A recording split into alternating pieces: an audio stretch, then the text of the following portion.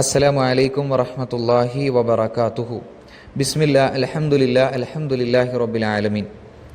റസൂലുള്ളാഹി സ്വല്ലല്ലാഹു അലൈഹി വസല്ലമ പറയുന്നു, സലാസത്തുൻ ലാ യദ്ഖുലൂനൽ ജന്നഹ്, മൂന്ന് വിഭാഗം ആളുകൾ അവർ സ്വർഗത്തിൽ പ്രവേശിക്കുകയില്ല കേട്ടോ. ആരാണ് ആ മൂന്ന് വിഭാഗക്കാർ?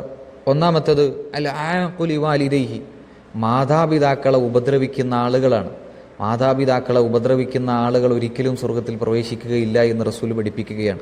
രണ്ടാമത്തത് വൽ മുദ്മിനു അലൽ ഖംരി, മുഴുകുടിയനായ ആളുകൾ, ജീവിതം കുടിച്ച് ലഹരിയിൽ തുലഞ്ഞ ആളുകൾ, അത്തരത്തിലുള്ള ആളുകളും സ്വർഗത്തിൽ പ്രവേശിക്കില്ല എന്നാണ്.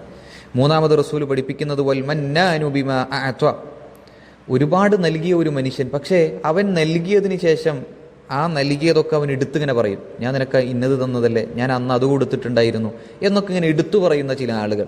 ഈ മൂന്ന് വിഭാഗക്കാരും സ്വർഗത്തിൽ പ്രവേശിക്കില്ല എന്ന് റസൂലുള്ളാഹി സ്വല്ലല്ലാഹു അലൈഹി വസല്ലമ നമ്മളെ പഠിപ്പിക്കുകയാണ്.